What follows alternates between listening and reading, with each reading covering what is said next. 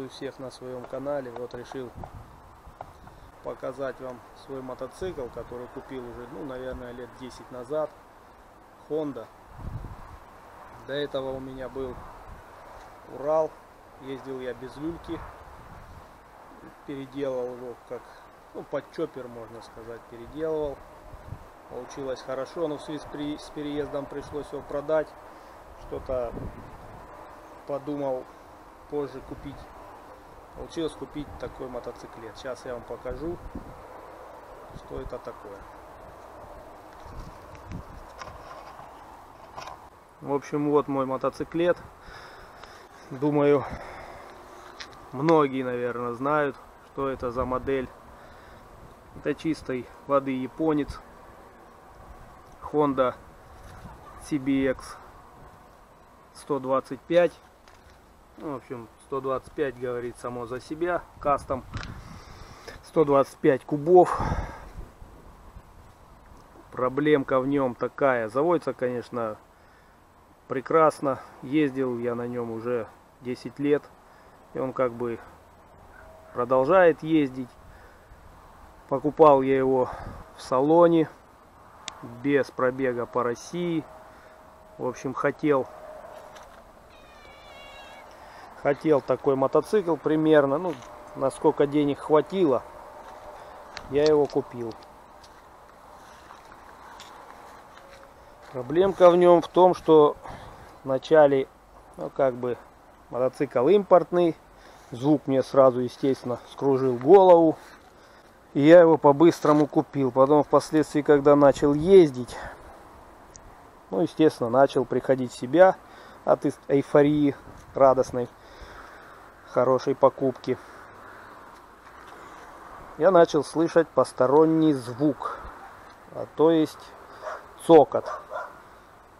Подозрение у меня, конечно, на поршень, но надеюсь, что это всего лишь будет цепь или натяжитель цепи.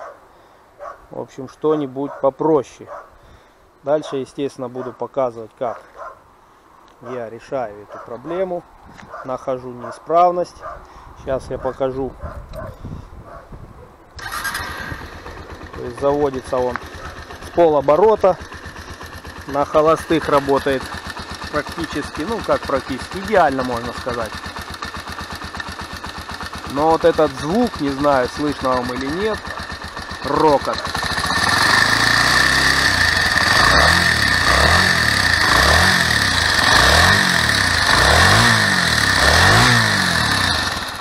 Вот этот рокот,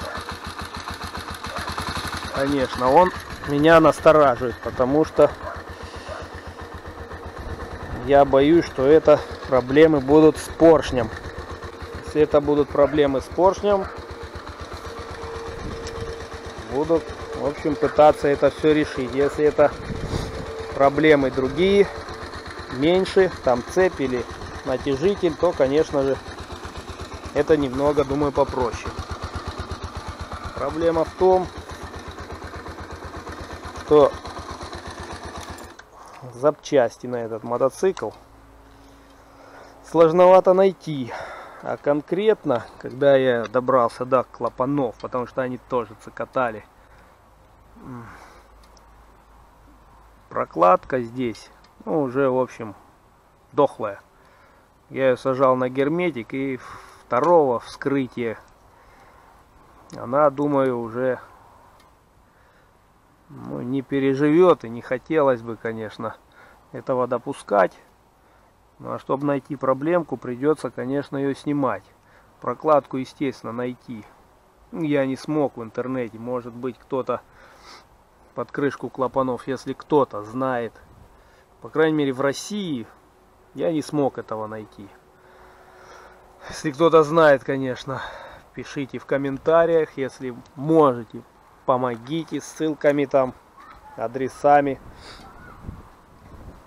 В общем, мотоцикл, конечно, неплохой, я доволен. Расставаться с ним не хотелось бы.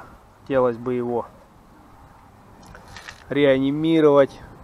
Думаю, мотолюбители меня поймут. Буду дальше впоследствии продолжать показывать, что я с ним сделал. Естественно, покажу разборку. Ну, для начала хочу проверить, не болтается ли там пальчик с поршнем, либо и еще хуже, коленвал с шатуном. Это будет, конечно, вообще трагедия и крах, потому что очень сильно серьезная поломка тогда выявится. Ну, надеюсь, обойдемся малой кровью. Так что, друзья, будем пытаться ковырять и искать, чем же он заболел.